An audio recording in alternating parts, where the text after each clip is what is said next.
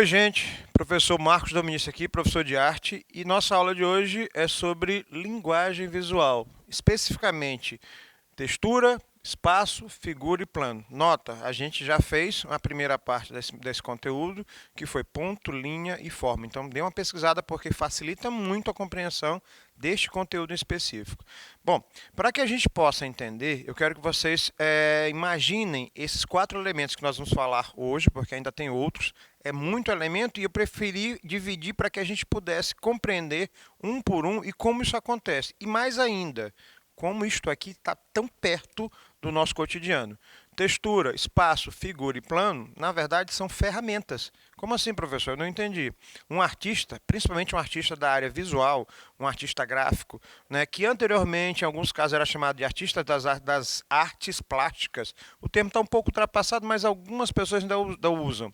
Então, ele tem ferramentas para compor a obra. E que ferramentas são essas? Textura, espaço, figura, plano, além daquelas ferramentas que eu já havia falado para vocês numa aula anterior, ponto, linha e forma. Então, vamos começar para saber o que é textura. A textura é uma coisa muito simples de entender. A textura é uma qualidade.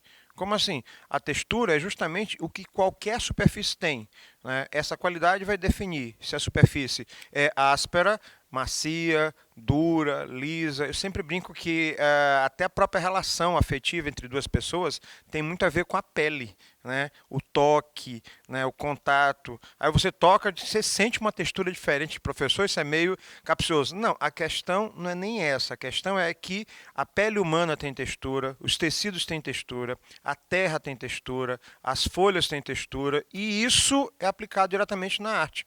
Para a gente entender como isso acontece, é necessário que a gente imagine a seguinte situação. A textura é visual. Aquilo que eu vejo que necessariamente não é aquilo que é de verdade. É o caso, por exemplo, de uma textura gráfica. Professor, me embananei todo. Então vamos lá. Quais são os tipos de texturas que a gente tem? Texturas naturais e artificiais. O que são texturas naturais? As texturas naturais, como o nome diz, são aquelas que são produzidas naturalmente no cotidiano, né? Uma casca de árvore, por exemplo, folhas, são texturas naturais. No caso dessas texturas naturais, elas vêm do meio ambiente.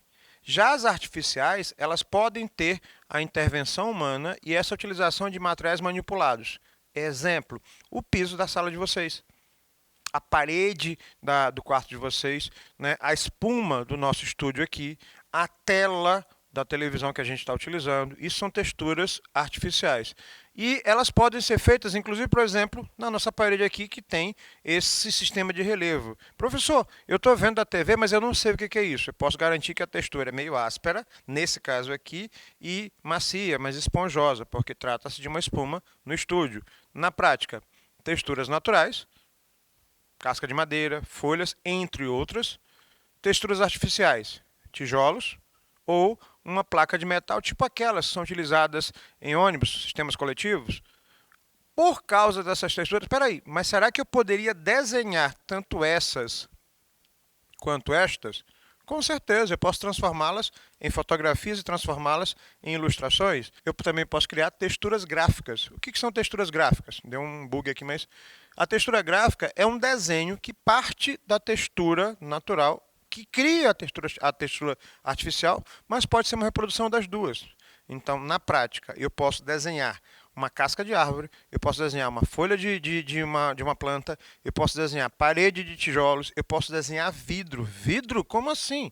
Vidro é uma textura. Então, há algum tempo atrás, na Universidade Estadual do Maranhão, no curso de arquitetura, uma das provas era o teste de aptidão, onde os alunos tinham que mostrar que sabiam representar graficamente texturas. Representar graficamente significa eu olho um objeto e desenho. Só que na hora que eu desenho esse objeto, eu vou dizer se é metal, madeira, vidro, plástico, assim por diante. Dá para desenhar papel.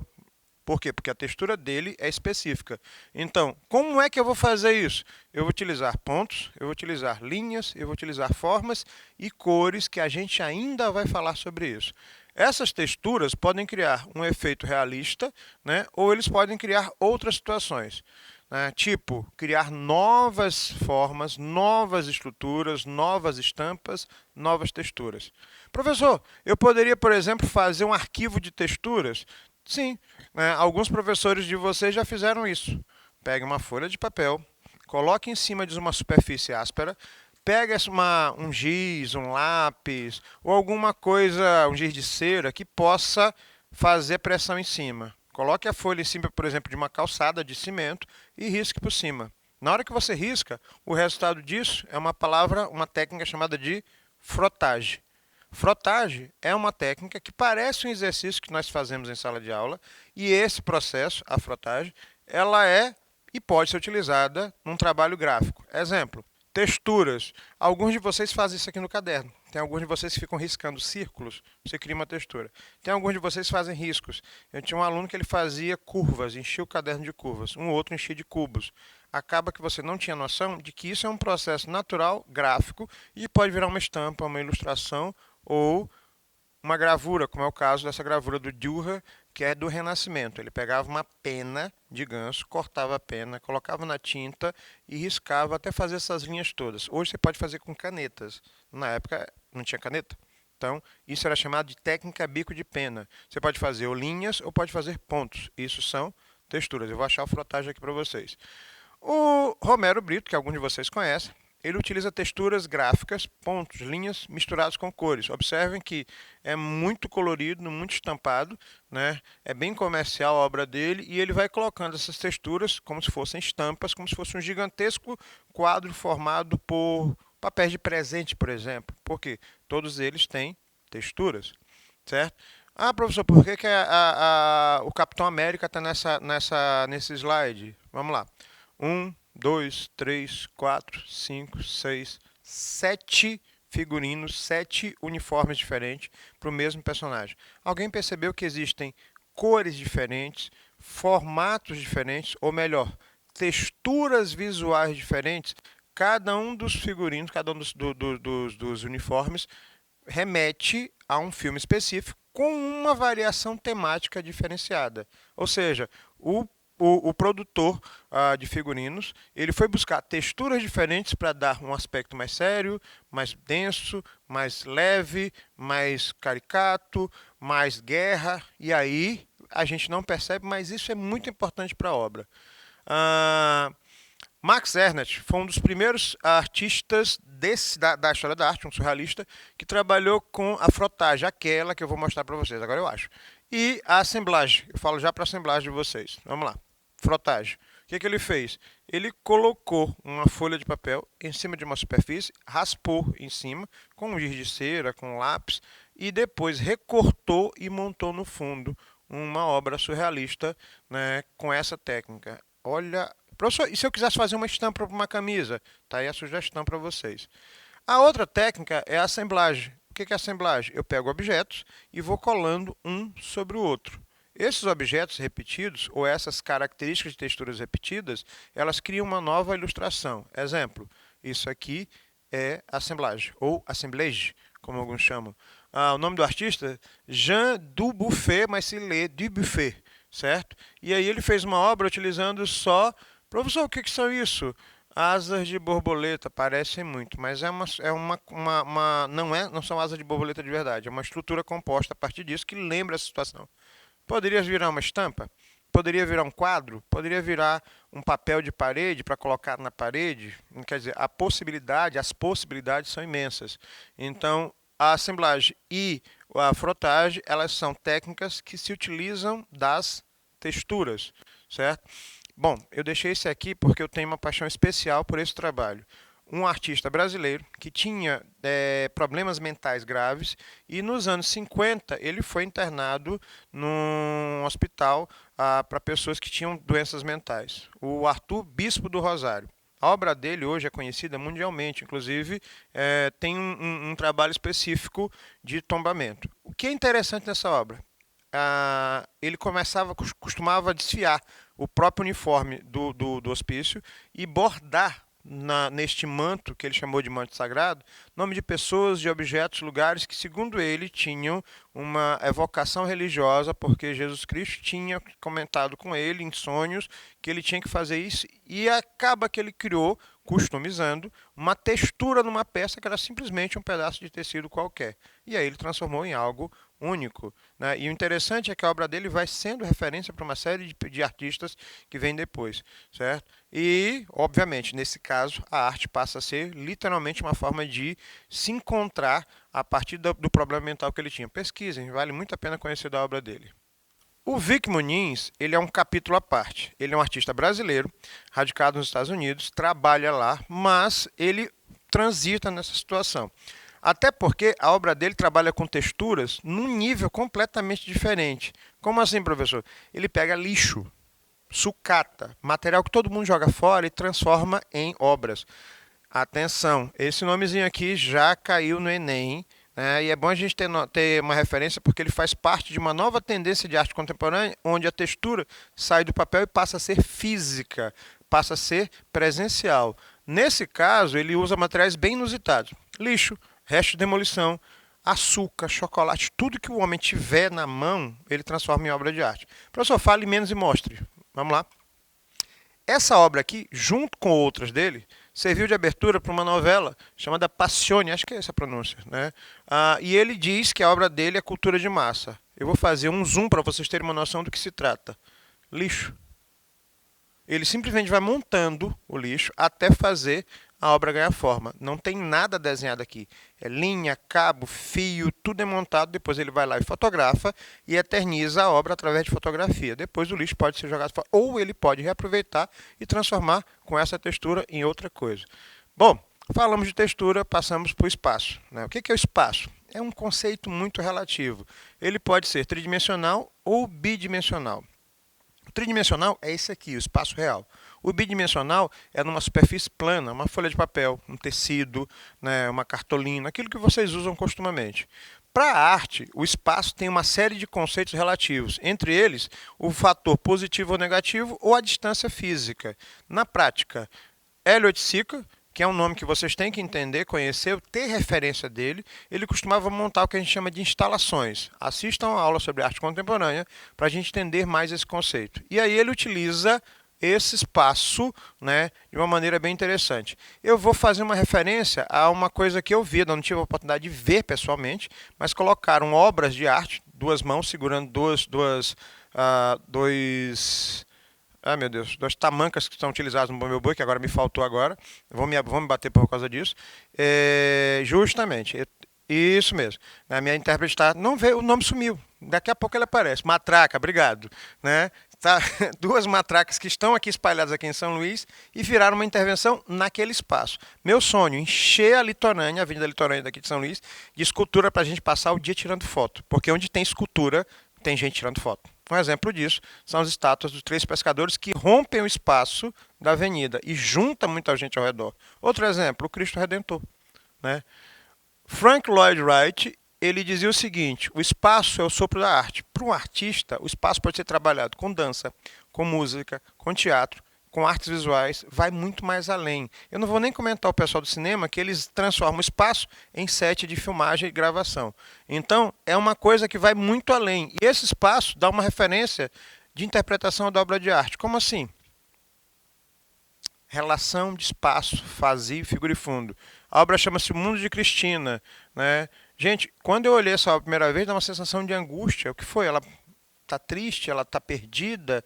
Está solta? Por que ela não está na casa? Por que ele deixa esse espaço tão grande? Professor, esse quadro me angustia, então eu vou passar por causa disso.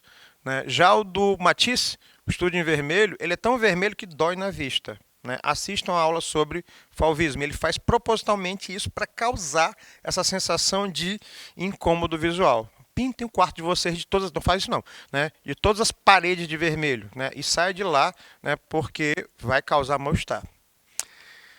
Esse conceito de espaço, ele pode variar. Por exemplo, ele trabalha com o conceito de lugar físico, mas também trabalha com o conceito de surreal, né? Uma coisa meio onírica, sonho, que é o caso do sono de Salvador Dalí. Ou o espaço positivo e negativo, que a gente costuma fazer quando usa, por exemplo, quadros na parede, positivo e negativo. né? Eu poderia fazer uma camisa desse jeito. Pois é, para vocês entenderem como essa questão do espaço é interessante. Do espaço, a gente trabalha com a relação de figura e fundo, que são outras formas de você montar a obra. A figura é o significado, o fundo é o que tem menos significado. Atenção, nem sempre a figura é o positivo e o fundo é o negativo. Exemplo, a obra Ronda Noturna, do Rembrandt, onde o fundo é obrigatoriamente escuro para dar ênfase ao personagem principal. E ainda, tem uma personagem aqui e outro personagem que são os mais importantes porque eles estão mais iluminados na obra. A atenção é voltada para os dois, as figuras compõem a obra e o fundo é só para manter o espectador voltado para a cena principal. Esse conceito de figura e fundo ele vai mudando de acordo com o período de tempo. No século XVI, as formas eram mais planas. No século XVII, dá a noção de profundidade, aquilo que eu mostrei para vocês ainda há pouco, né? Na Grécia Antiga, por exemplo, a coisa mais interessante que tinha para você presentear era dar um vaso, mas o vaso sozinho não ia valer a pena. Era pintar a relação de figura e fundo, criando essa estrutura para você entender que cada ação na Grécia tinha um conceito. E observe que eles só trabalhavam com duas cores: a cor do fundo e a cor da figura. Ou era preto ou a cor do vaso, mais nada. Professor, eles não tinham outras cores? Tinham, mas a estética deles passava por isso aqui, certo? Plano. O plano é um conceito relativo, assim como... Professor, às vezes quando o senhor fala de conceito relativo, a gente fica vegetando literalmente. Bom, meu plano de trabalho está bem aqui, ó. Meu plano. Meu coordenador que não gosta que eu passe com as imagens, eu falo mesmo, não sou desse, né? Que ele não gosta que aumente as imagens, ele quer que fique desse tamanho, por quê? Porque ele tem toque, ele vai me matar quando ele olhar isso, mas eu vou fazer. E o plano dele é justamente trabalhar em uma estrutura específica. O meu é trabalhar em uma estrutura macro. A gente tem estruturas de plano. Pode ser um planejamento? Pode. Pode ser a forma como eu organizo meu trabalho? Pode. Pode ser a forma como vocês copiam no caderno. Eu adoro ver alunos copiando, assim, título de uma cor, aí escreve de outra cor, aí pula duas linhas, né? Aí erra uma palavra, passo corretivo. Eu sei que vocês estão rindo em casa agora porque vocês fazem isso, né? Tem gente que é tão metódico na hora de organizar visualmente seu caderno que, menino, a gente podia mandar, né, para o Guinness de tanto organizar. Mas tem outros que parecem assim, né? Que ele trabalhou, Van Gogh desceu ali, fez um trabalho, então Monet pegou e manchou tudinho, né? Quem conhece os pintores sabe o que eu estou falando. E tem alguns meninos que, alguns de vocês costumam fazer assim, tá prestando atenção na aula, a mão tá indo sozinho. Por quê? Porque o plano de trabalho de vocês está ali e a mão de vocês, eu sou assim, a mão de vocês tem vida própria. Eu costumo dizer que nós temos vários artistas mal compreendidos em sala de aula. Por quê? Porque alguns de vocês desenham flores, borboletas, estrelas, luas, cubos, quadrado, e aí vai. Esses elementos que eu acabei de citar, que são pontos, linhas e formas, são as ferramentas que você vai trabalhar no plano para estabelecer o seu contexto. O que na verdade é o plano? O plano é a forma como você organiza essa estrutura. E para isso a gente volta em várias obras. Por exemplo, quando você trabalha a relação de figura e fundo, eu coloquei várias delas, mas eu poderia ter colocado só uma. Mas só que eu não ia conseguir demonstrar para vocês como essa questão da figura e do fundo são importantes, por exemplo, uma composição. Ah, professor, eu gostei disso aqui, daria... Espera aí, é um urso ou é um lagarto? O que vocês estão vendo? Então eu crio já uma outra avaliação, uma outra interpretação desse plano.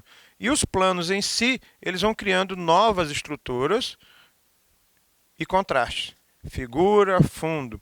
Se eu tivesse uma cor diferente da personagem principal, que é um autorretrato do Salvador Dalí, né? Salvador Dalí, aquele que vocês já assistiram numa série chamada La Casa de Papel, que tem uma máscara, é aquele mesmo artista. E ele, o autorretrato dele é a visão dele, então não condene, certo? E aí ele combina essa situação da figura e fundo e do plano. Você tem uma série de planos, os retilíneos, irregulares, geométricos, orgânicos, caligráficos, acidentais, e cada um deles é um processo de trabalho específico de cada artista. Então, o objetivo de hoje é a gente entender quais são ou as outras ferramentas para essa composição gráfica e visual. Um abraço, fui!